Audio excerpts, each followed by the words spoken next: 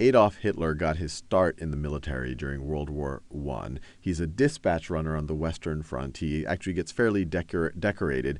And by most accounts, this is where he finds meaning. He finds meaning in being part of the military. He finds meaning in, frankly, the war itself.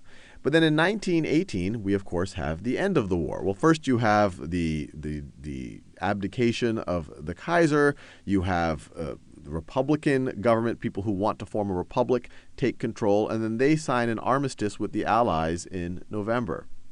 And this is not well received by Hitler, and frankly, it's not well received by many in the military. From their point of view, they somewhat delusionally believed that Germany would have won World War I if they weren't stabbed in the back by these November criminals, by the folks who had taken over after the Kaiser. So you have this whole stab in the back theory. Stab in the back by those who had taken over and signed the armistice. And this wasn't just believed by folks like Hitler. This was believed even by very senior people in the military. This right over here is General Ludendorff, one of two people, the other gentleman, Hindenburg, who were in charge of the entire German military. He believed in the stab in the back theory. He thought that they would have won if they didn't sign the armistice, if these November criminals, these people who had taken control of the government, did not sign this with the Allies. And then you go to 1919. From the point of view of people like Hitler, things only got worse. You have the Treaty of Versailles that applied all the war guilt to the Germans. You have these huge reparations that would even be paid in resources. You have the former German Empire. A significant amount of its territory is given over to the Allies or to form new states.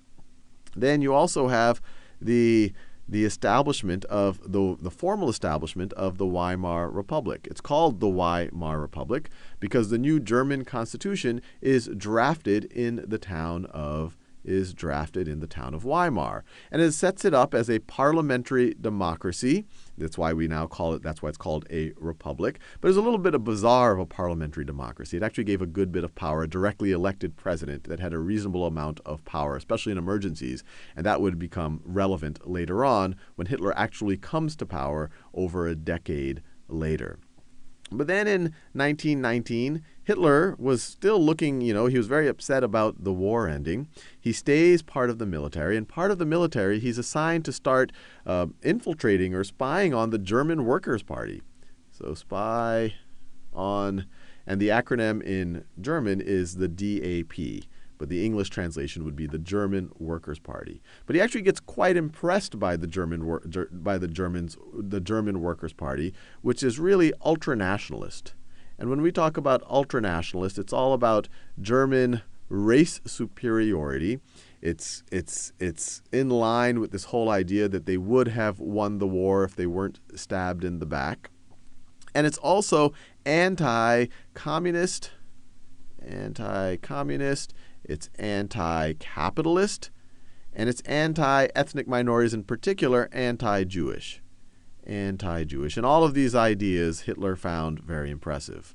And just to be clear, a lot of times when people talk about ultra-nationalist groups, they often will call them as ultra-right-wing.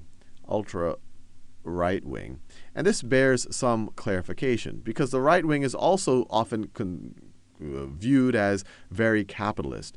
But ultranationalists really put the nation and kind of the race that they view as indicative of the nation above all other concerns. So yes, they were anti-communist. They were anti-distribution of wealth. Communists believe in no classes, as little private property as possible. The German Workers' Party didn't believe in that. They were anti-that, but they were also anti-unfettered capitalism, especially capitalism that might get in the way of the nation's interests. But he becomes very impressed with them, and he actually joins. As the 55th member. So you can imagine this is at this point is a very, very small party. But then we fast forward to 1920. By 1920, the party leadership has taken note of Hitler. They find that they actually notice him when he's arguing with people and that other people are listening. He's actually a really great orator. And so they allow him to give more and more talks. He has more and more authority.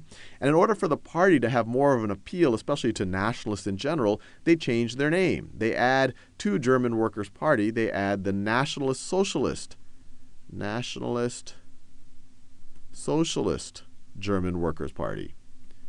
DAP, German Workers' Party, or the NSDAP. And if you pronounce nationalist in German, it sounds something like, and I'm going to butcher it right now, nationalist. And so if you were to shorten it, they call themselves the Nazis. They call themselves the Nazis. And Hitler actually designed the logo for the Nazis, which included this symbol right over here, the swastika. And the swastika is worth talking about because it was really this bizarre corruption of a very ancient symbol. The Hitler and the Nazis created this entire mythology around the Germans being the descendants of the Aryans, or being the purest example of the Aryans. And the Aryans are the superior race that's responsible for all of civilization's advancement. It was a delusion because, frankly, there was an ancient Aryan race, but the most indicative descendants of them are, frankly, the Persians or the Indians. And actually, the swastika symbol here, you might actually even see it at a Hindu temple. It does not mean all of what we associate with Nazism now. It actually is an ancient Hindu symbol of auspiciousness, of good luck, but the Nazis usurped it. But for them, this was a very important idea, to create this mythology around race superiority, and to even have a symbol like this, as opposed to, say, something like a cross that's a religious symbol. Anyone can have a belief, could believe in, say, Christianity and say, hey, I'm a Christian. But the swastika, at least in Hitler's mind and the Nazis' mind, was a racial symbol. So it represented their superior race. And obviously, if their race was superior, a lot of what they considered the ills of Germany were caused by being infiltrated with what they considered less pure races, like Jews, and also infiltrated with less pure ideas, like the ideas of communism. But Hitler gets more and more recognition with the party. The party membership continues to grow, and by 1921, you have some disagreements in the party. Some people threaten to splinter off, and when Hitler says, "Hey, look, if this is going to happen, I'm gonna leave the party," they realize that he has so much value to the party that the party would just dissolve if Hitler leaves, and so they make him the chairman. Hitler takes control. Hitler is the chairman of the Nazi Party. Chairman. And by this point, Hitler is well known he's becoming more and more well known on the speaking circuit. And we now have several thousand members of the Nazi Party, although it's still a fairly small group. But then things start to get a lot worse in Weimar Germany. You start having hyperinflation. The government keeps printing more and more currency, a lot of it in order. The economy is weak. It's trying to pay reparations. And so what you have here, and this is actually one of the most famous cases of hyperinflation in world history, you see the value of their currency. It devalues from 1919 to 1923, not by a factor of 1,000 or 1,000,000 or 1,000,000,000, but nearly 1 trillion. So the currency becomes, frankly, worthless. Then in 1922, or this is all, the hyperinflation is happening this entire time, and you see it accelerates through 1922 and then 1923. But then in 1922, you have Mussolini comes to power in Italy, and he comes to power through his March on Rome.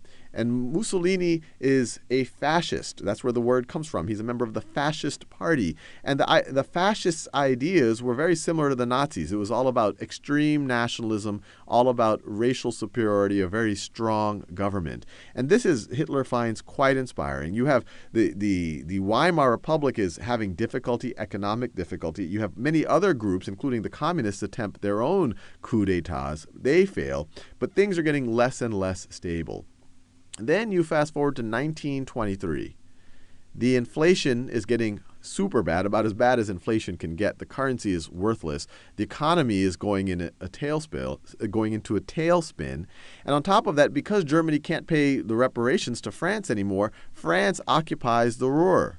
So the Ruhr region is occupied by France. And you might remember from the terms of the Treaty of Versailles, the Saar region was already being occupied, and all that coal was being shipped out to France. The Ruhr region was another significant region of coal and steel production, and now the French are fully occupying this. They're forcing a lot of the civilians out of the region. They're forcing a lot of the workers to work in the mines and the factories, and then they're shipping all of that supply out to France. So this adds further debilitates the economy, but it's a huge humiliation. The Treaty of Versailles, in the minds of Germans, especially in the minds of nationalists, was bad enough, but now you have this huge humiliation by the French. And this isn't just amongst the nationalists. The general German population is getting very, very, very, very upset about this.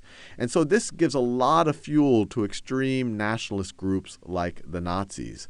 So this fuels the Nazis, and based on the estimates I've seen, entering into the year, they're starting to have in excess of 10,000 members, starting to be several tens of thousands. And as we get into the later part of the year, we're approaching, I've seen estimates of 40,000 to 55,000 members of the Nazi Party. And that's just formal members. And then on top of that, you might have non-members who are growing increasingly sympathetic. And so what we'll see in the next video, at the end of 1923, Hitler sees this as his chance. He's inspired by Mussolini. The economy's in a tailspin. The Germans have been further humiliated by the French, and they're starting to get, the Nazis in particular, are starting to get quite popular.